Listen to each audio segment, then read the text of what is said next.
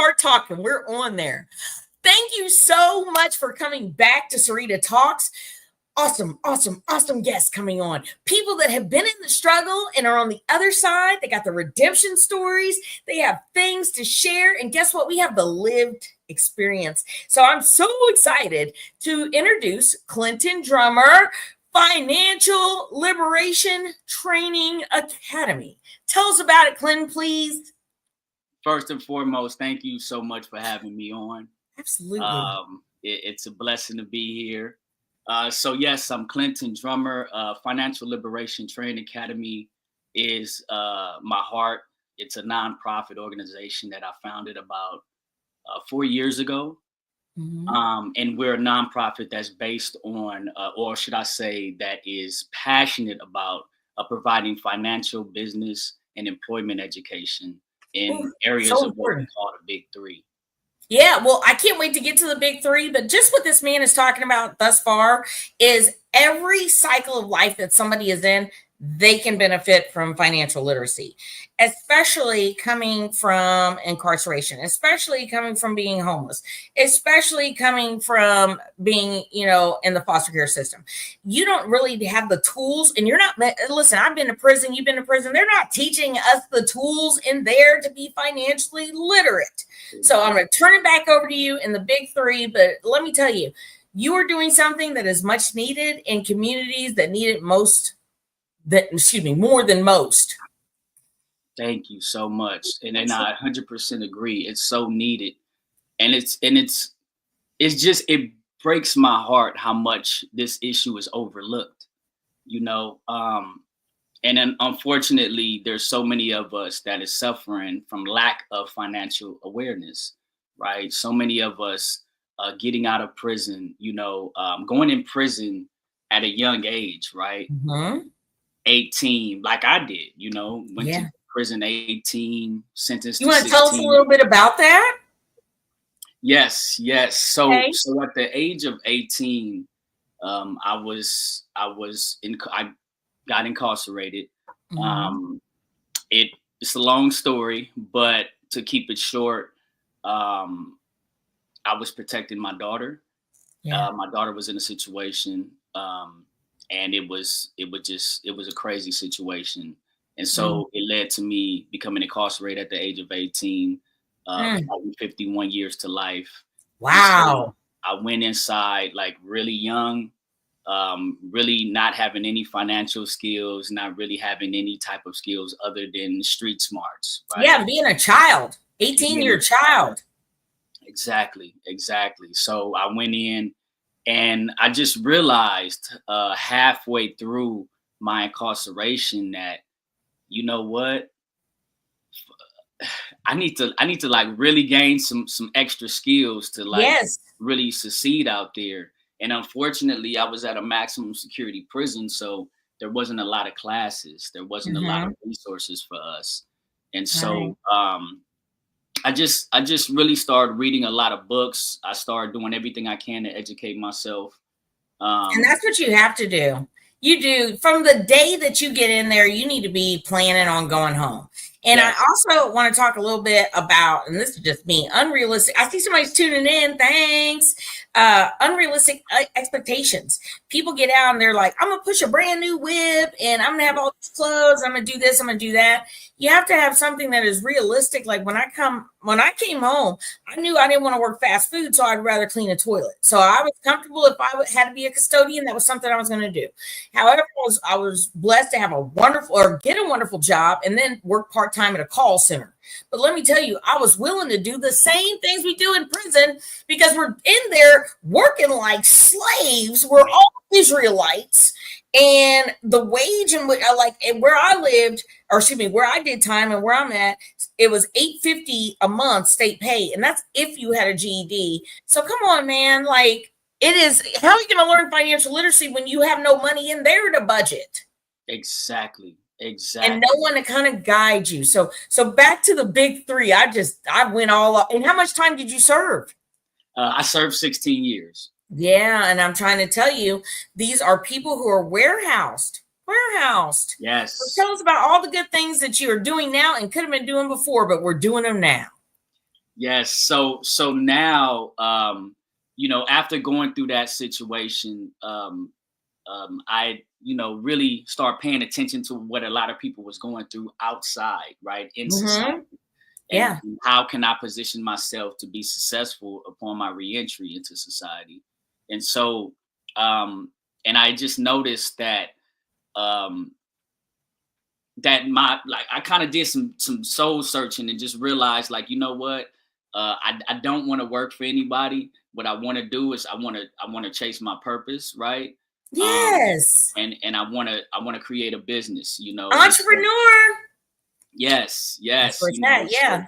at that time I'm like, you know what, I noticed there's a big problem with a lot of minorities being incarcerated that is Hmm. innocent, and I think that so many people Yeah. don't realize that there's a lot of innocent people in prison. There's a lot Brenda of people. Williams, Danita Pendleton, Yes, Teresa Cummings. yes, I so mean, many. nobody's saying their names, so I'm going to say their names. They need to come Yes, home. All of them are elderly. yes, yes, we have to say their Berna names, you know what I Jones. mean?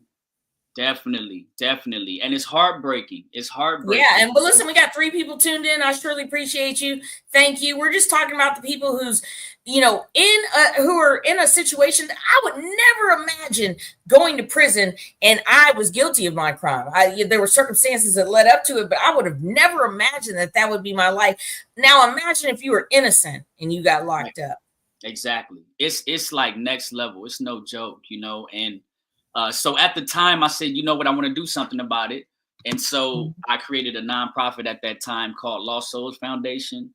Oh, And I created the organization from prison, with the help nice. of just, reaching out to investors, reaching out to people that can really connect with my Yeah, vision. yeah. And the organization would basically help people that were innocent or who couldn't afford legal assistance to connect with a lawyer who needs clientele, right? Yeah. And so the organization did amazing. We reached every state in the country, I love it. incarcerated, and it was just inspiring. It was beautiful. And when I realized, like, wait a minute, there's a lot of people in here with me that want to start businesses and they Yeah. don't know how. And if they could, I believe that they would change their life, right? I believe that, Absolutely. you know, Absolutely. There's so many of us working towards change, and there's a very small margin of people that actually belong there, or there's actually and or, which is the same. Mess that exactly. all up. Doesn't matter. Nah, It's a ratchet little show. We're not even going to edit it. It's fine. Anyways, there are people in there innocent, but there's also people that never had a chance to fight for themselves because they didn't know how. exactly, exactly. And it's sad, you know what I mean? And so that during that period of my life, I would just kind of like I reached a little level of success that I never could imagine at that time, especially still having years to go in prison. And I'm like, okay, I want to teach this to people. And Nice. so I got involved in like teaching. I got at the warden, got at the captain. I promised them that if they allowed me to teach a business class here, a financial or business class, I guarantee the violence to go down. And at this Woo. time, this was the most violent prison in California. This was New Folsom, 180, very Wow. extreme prison. Yeah, Right. yeah. And so he was able to allow me to do that. And literally the violence went down. I got all the knuckleheads in my class. They were Yes. learning how to build a business and Well, they you were knew what looking drew at, them in there, didn't you? Money. Come on. yes, This man's talking about money. Let's go to this class. Go yes, ahead. yes. And so that was just based on my business reaching that level of success and still being in there with them. It really Hmm. inspired them to, like, you know what, I can create a business and actually run it from in here. That's And right. so it was all good. And then my father passed away. And Mm-hmm. my father was one of the main people that I had working for me and that was hiring people for me on the outside. And Mm-hmm. so it just broke me in half. And the reason why he died is what founded financial liberation. Um, Okay.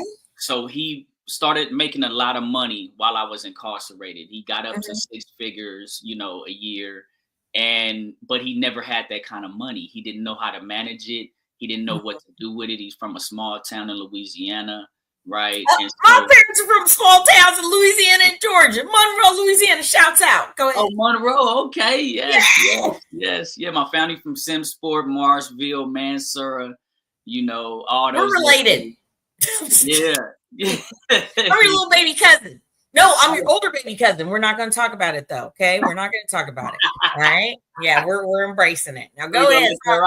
Okay. Yeah. So he's from this small town. And let me tell you, they get a little, older people got money back in the day. They bought things outright. Yes. Outright. You cannot build credit that way. Exactly. And so him not understanding credit, him not understanding money management, him not understanding pretty much anything about finances, he would continue to build up expenses. The more he made, the more he spent. And then what happened is he got sick. He ended up getting sick, you know, and it was because of the stress. You know, he would stress with having to pay and live paycheck to paycheck. He had just bought a 5-bedroom home, and now he's behind, and he ended up losing everything.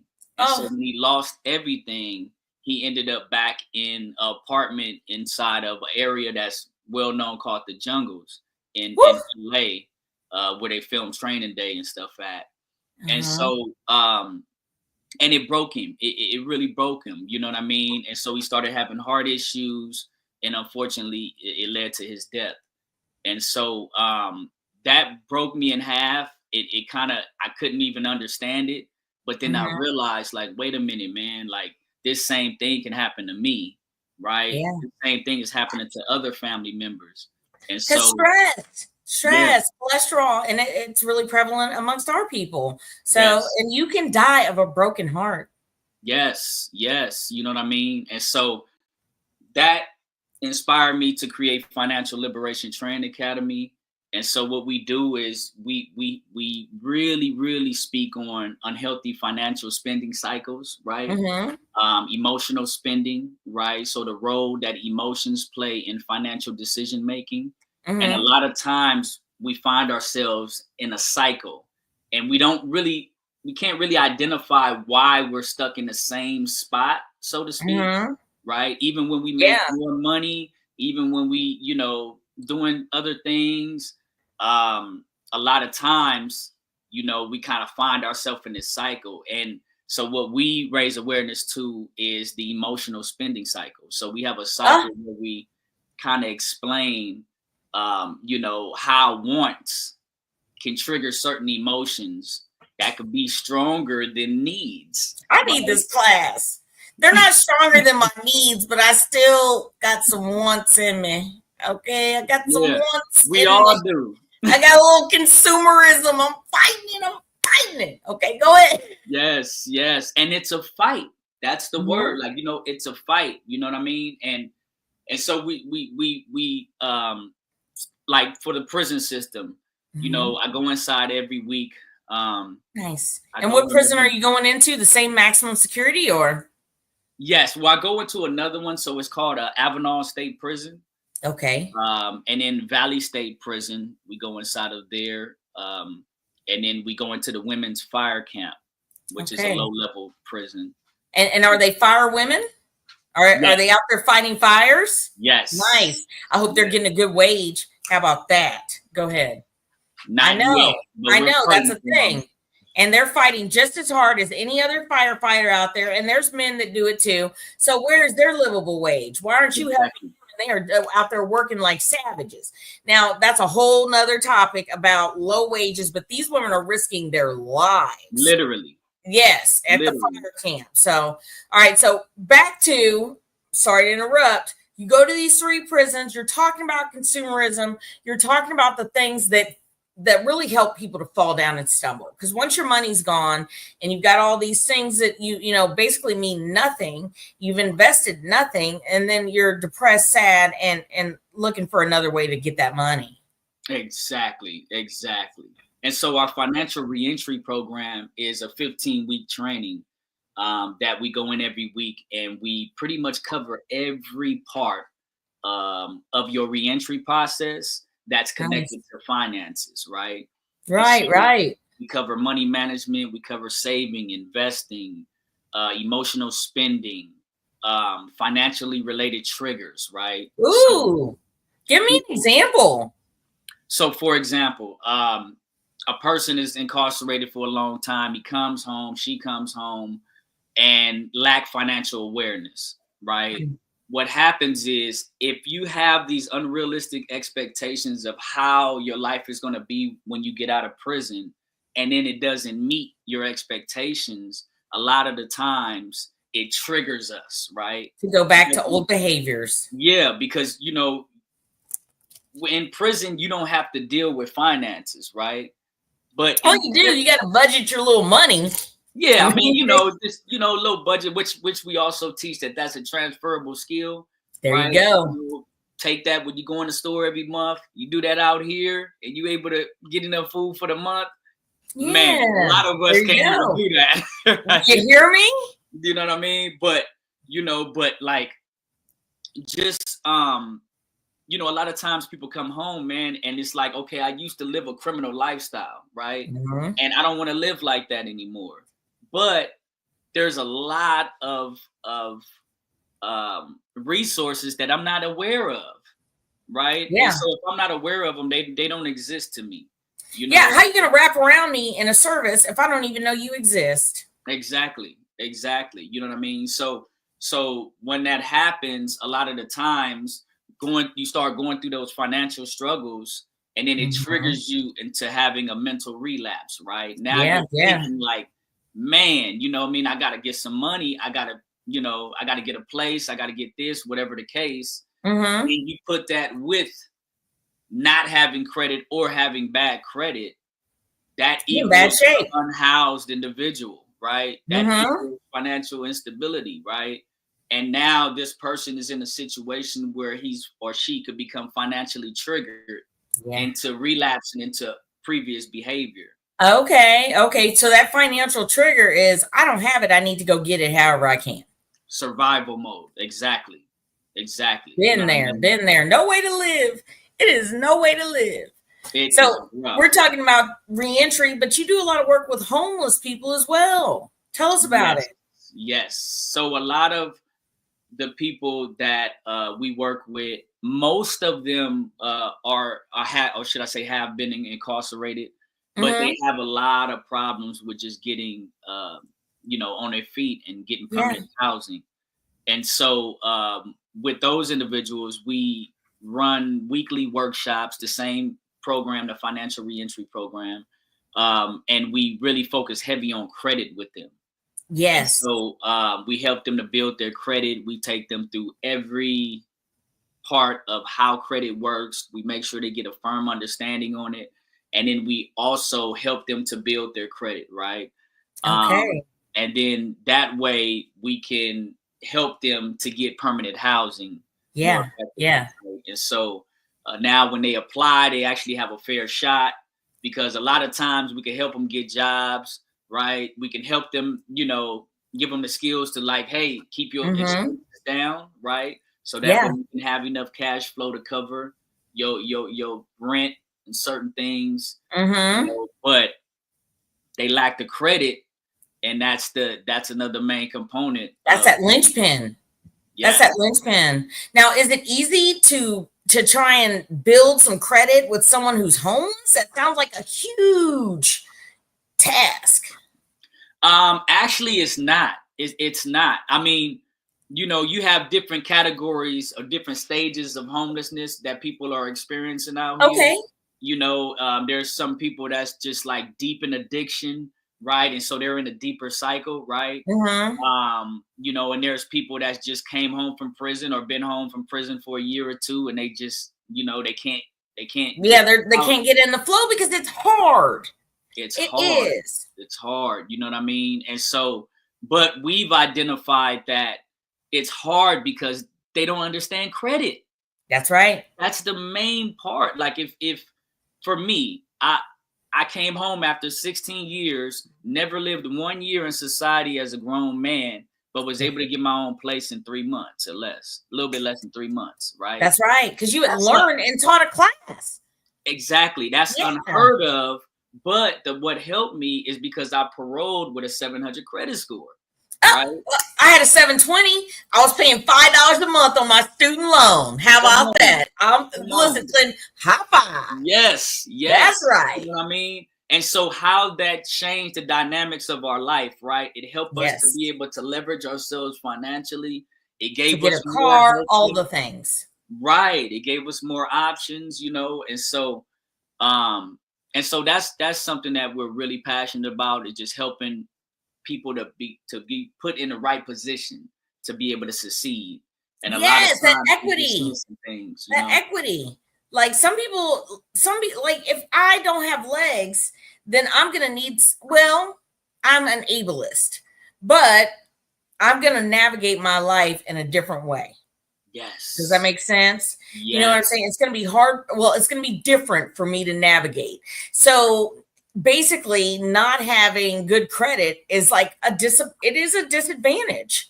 It is. And and it's a disability too, because it limits your ability to do the things that most people can do.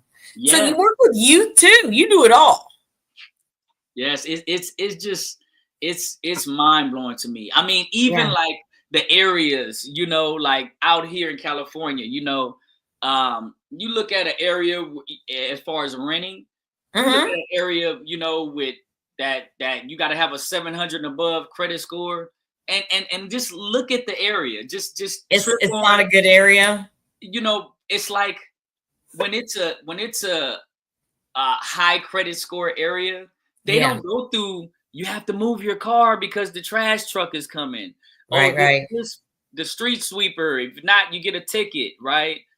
So on and so forth. All these different things. And then you go to an area where that type of credit score is not required. You can have a low credit score, and then look what you see. Right. You see like struggle, a bunch of stress. Right. There's a bunch of struggle. Right. And so when I noticed that, I said, man, is anybody peeping like the ripple effects of bad credit? I mean, you pay more for everything. So having bad credit is an expensive lifestyle, right? Because your interest rate is always ridiculous. Exactly. You pay more for your down payment for your home, right? You pay more for everything, right? I mean, for your first and last, or your security deposit. Yes. Which is a huge deterrent for somebody. I'm trying to get a place. I don't have that type of money. Bingo. So it's a system that's created to keep you in a certain spot. Yeah. And I've noticed the racism even in credit, to where it's like, man, so it's so many people that needs to know this, especially in our community, because it's much more than just being able to buy a house one day, or being able to, or going to get a car off the lot. You know, a lot of us, we put our credit at risk, especially people that's coming home from prison. We put our credit at risk for a car on the lot, you know? Yeah. And so what we teach is like, don't do that, especially on your first year, right? Or here's another thing too. Don't get out and apply for a lot of credit cards, because that's going to tank your credit score. Yes. Hard. And you don't really want to be using money that's not yours. Yes. And so we kind of get into like different strategies that'll help for different situations and different people. I love it. But like a lot of us, most of us, especially out here, get out, we get a car off the car lot. And I tell people all the time, they're going to give it to you. Yeah. Because you're not understanding what's really going on. Right. Yeah. You're losing 40% of your money as soon as you drive away. You'll never be able to liquidate that and get that money back. Right. No. On top of that, you put your credit at risk, because if you have to pay that for 5 years and you get sick, you miss a couple payments, which multiple people that I've worked with have experienced, which broke my heart. Yeah. Car repoed. And now that car stopped you from being able to get a house. Right. And you've lost all the money that you paid into that car because you missed a few payments. On top of losing all the money, so it's like, risk versus reward is what we talk about with credit. Good. Build your credit, protect it. Now build business credit, and that's where you can play, right? Because now with business credit, the same rules don't apply to that applies to personal credit. There's no hard inquiries. There's no utilization limit. There's no none of that stuff. Yeah. And so, so that's something that we kind of get into with, how do you build your business, get your own personal credit right, bank with the bank, build that relationship with the bank, and then create your business account with that bank, right? And so every account that you have with a bank is a relationship, right? Yes, and that's what it's all about. Even in financial literacy, it's all about relationships. It's all about relationships. So if I'm building the relationships with the bank, a big strategy that I always put out there is you got your banking account, open up your savings account, put $25 in there, something, but open one up. And then with the same bank, you open up your business account and you open up your business saving account, right? So now you have 4 relationships with the bank. Yeah. What happens if your credit is even halfway good? They're going to give you a business credit card offer, right? Yeah. So within 90 days, you get that business credit card offer. Usually the bottom is $3,000, right? Yeah. Yeah. So just like with personal credit, the bottom is usually $300, right? And so now I get that business credit card, and even though I had the personal guarantee on that, so if I miss payments, it still affects my credit. Yeah. But I can leverage myself way better with that business credit, right? Because now I'm building that credit up. And then once I get to 2 years or more, now my business can establish its own entity, its own credit. That's a lesson in itself. That's a lesson in itself, being able to leverage your debt. Yes. Wow, what a class.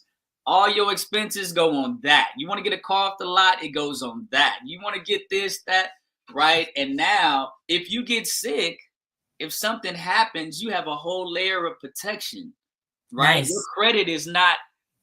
So if you ever use your credit for anything, like what I do, I would always, when I got out of prison, I would borrow $10,000. I would buy 3 cars off the auction, and then I would make $15,000 and just pay the rest back, right? Okay. And I would keep doing that, and it would just continued to stack. Exactly. But you have to save. You can't just take that money and run out and be a consumer. Now tell us about the program you have for youth, please.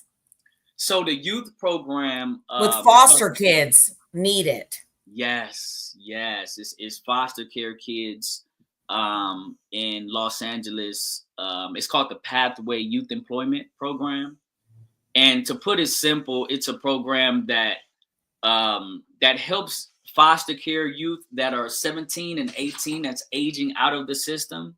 It helps them to gain the life skills, the employment skills, and the emotional intelligence to be able to deal with adulthood. Oh, right? I know, because they're at a state where they've almost been that's kind of parallel to an incarcerated person. Bingo. Because we lack preparation sometimes. Yes.